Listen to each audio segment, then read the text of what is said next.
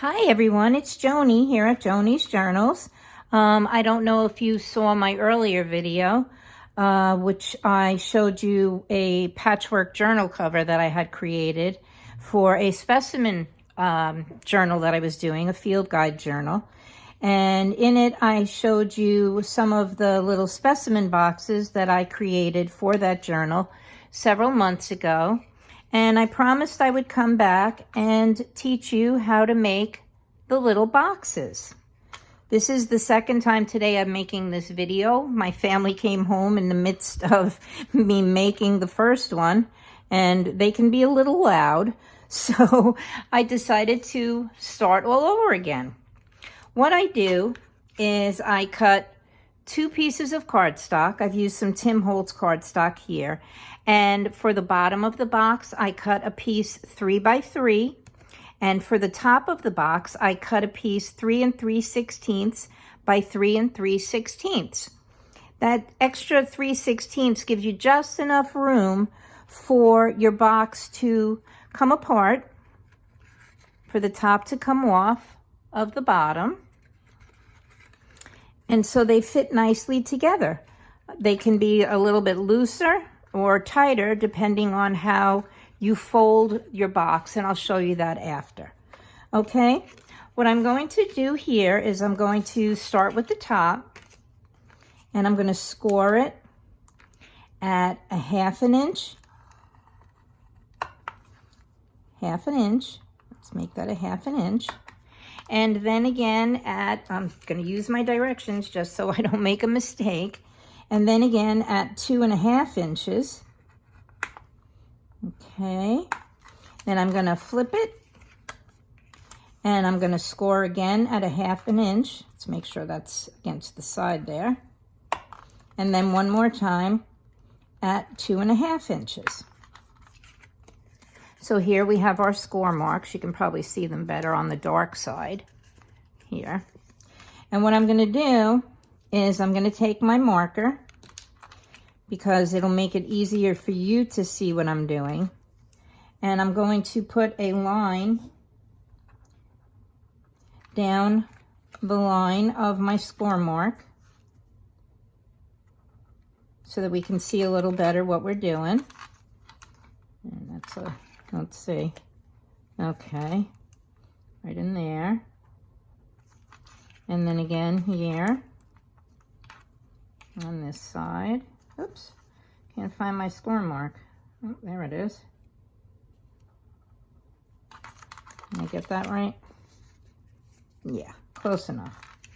And then in here on this score line. And then again here on this score line. Right in there. And then finally along that score line and along that score line. This will just help for you to see what I'm doing and give me a little bit more accuracy for you. Now what I do, you can see my line right there, is I cut just to the left of that score line. And I cut up to the next score line like that. So you can see that's folded. And then I cut in from the bottom. I cut in a little bit of an isosceles triangle or a right triangle. That way when you fold, you have less bulk. So let's do that again on this side. Cut just to the left of the score mark. Cut in a little triangle. Now I keep flipping my box and working only on the bottoms, and you'll see why. It'll give your box more stability. Cut just to the left of the score line, up to the other score line. Cut in your little triangle, whatever kind of triangle it is. Flip again. Cut up just to the left of the score line and up to the other one. And cut in your little triangle. There we go. And then you can just tear those off. Okay, so this is what you end up with. All right. Now what I'm going to do is I'm going to pick the glue bottle. That will hopefully work. My other glue bottle was not behaving. And I'm going to glue. And I'm going to glue and flip just like I did when I was cutting up my score lines. Okay, whoops. Try to even that out like that. Okay, and you can squeeze it down and it should stay. Then we'll flip to the next one. Put a little glue. Even it up. And hold so it stays. And we'll do the next one. Okay. Even it up and squeeze it so it stays. See how it just, the corner meets right there? And then finally the last side. And we'll just put a little glue. And this one we kind of have to tuck it in like that. Oop. And there we go. And we have our little box base. Now, you can see mine's not too even because I'm having a hard time seeing what I'm doing here. But what you could do then is just squeeze up your little score marks and square up your box. And then what I do to stabilize the box bottom is I cut another piece of 2 by 2 because you can see once you make your box, you end up with a 2 by 2 square. And if I could find my ruler, here we are. It comes out to just about 2 by 2. So what I do is I cut a scrap piece of paper out of the same paper. And I take it, and I like that side better. And I glue it into the bottom of my box to give it a little stability. And it doesn't really matter which way you face it. And push that down in there, like that. I think because I made my corner a little bit lopsided, the bottom came out a little bit lopsided. So yeah. So now you have your box, and it's a little bit more stable with that extra piece of cardboard in there. Cardstock. Okay, now we'll do our top. Let's get some of that mess off of there. And you can see this looks like it's 3 1/8. Let's pick it up. Looks like it's 3 1/8 wide there. But it's actually 3 3/16 because you have to add, there's an eighth and that little smidge over there. That makes 3 3/16. Okay, and on this card, what we do is we score again at a half. Let's make sure that's tight. And that just, well, you know what? I'm going to do it on the lighter color side because it's easier for me to show you. We score it at a half. And 2 5/8. And then we flip it.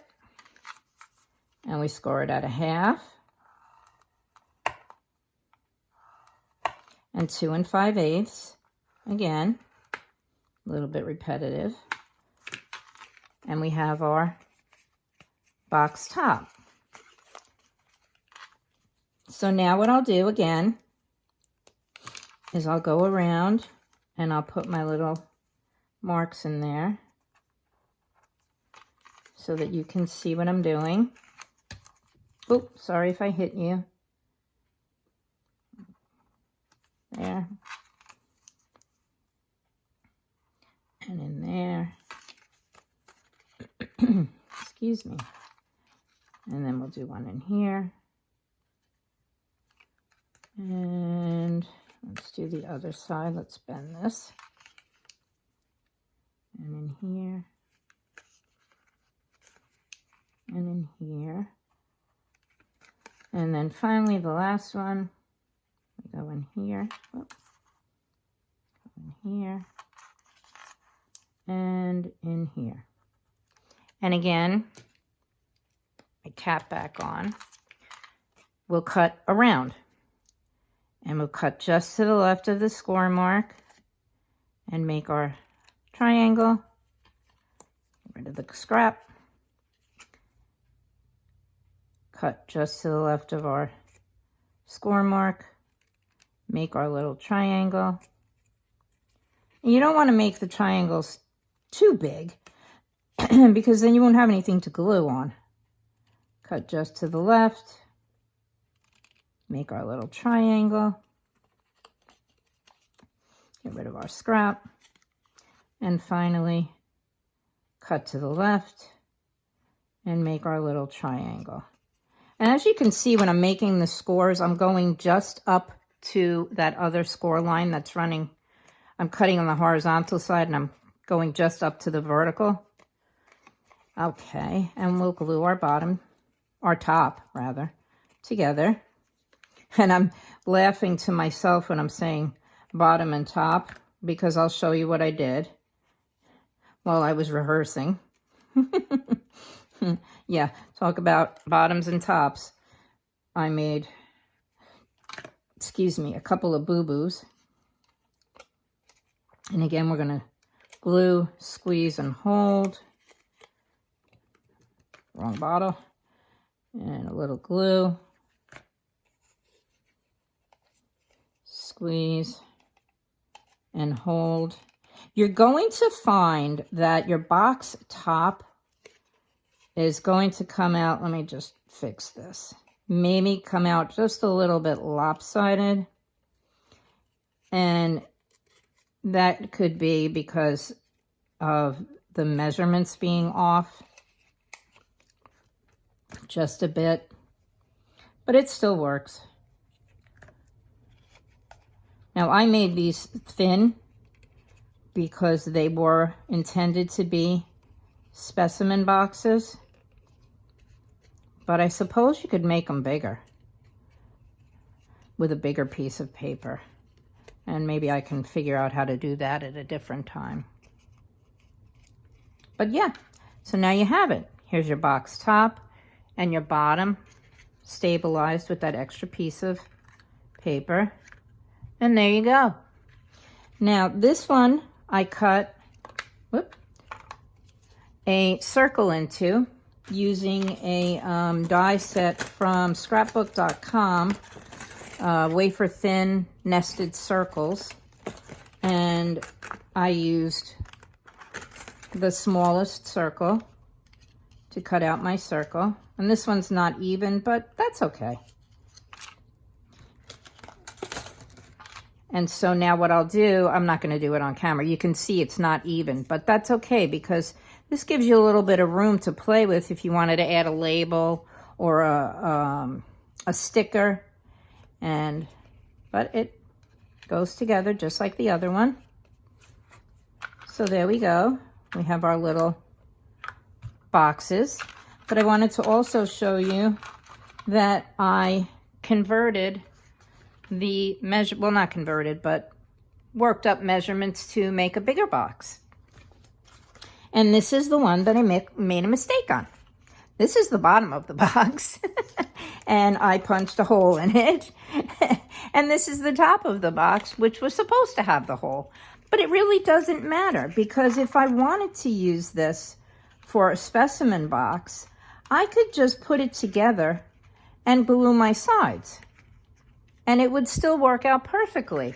If I put, well, I only have, what do I have here? Nothing. But I'll use one of these. These are the tiles I've been working on for my Halloween plaques. If I wanted to pretend this is a bug, oh, I have a bug. Here's a bug. Here's your bug. You can still put that inside. He's glowing, glaring rather. And then here's your box top, and here's your bug in your box. And just glue the sides closed because there's no reason for anybody to take it apart.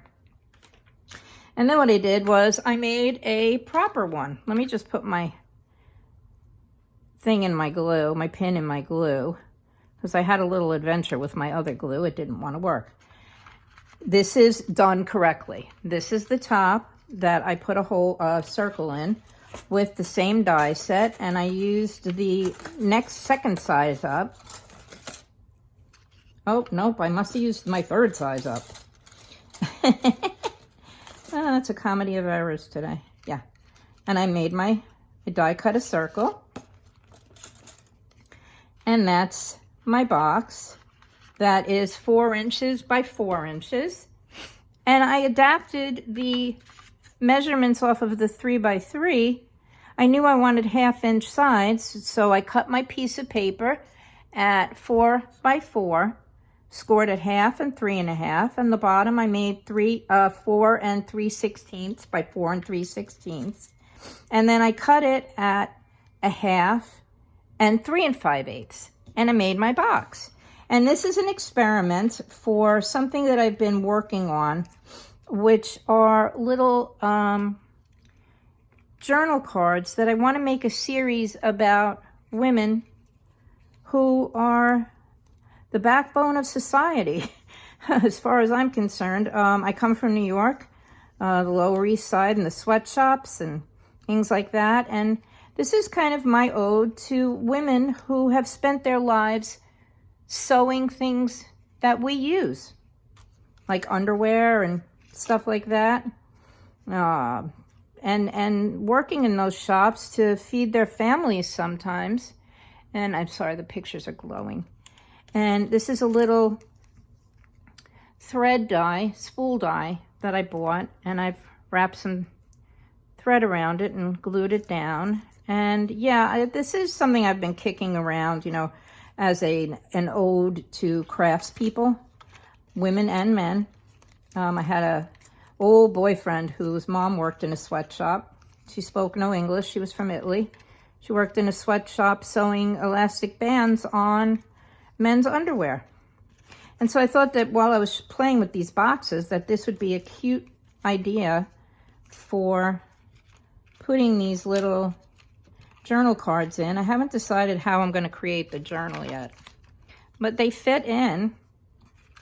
And it was kind of apropos that this comes from the Tim Holtz Dapper, because this is all about sewing. Well, not sewing, but all about shirts and things. And this is another box bottom that I made while I was practicing. I haven't made the top for it yet, but yeah, so there we go.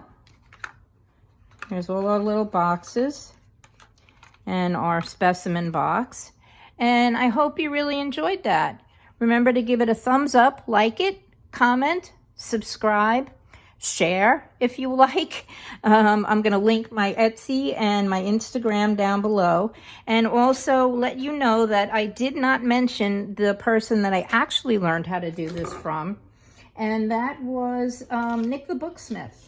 I had created a lap book, which I may do a flip for, and I watched her video on how to make the lap book, and she showed us how to make these boxes. So yeah, I'll link her channel too. And I just want to say have a good day and a good week. And hopefully I'll be back next weekend to make another video with you. Bye-bye, everybody. Thumbs up. Hugs. Bye-bye.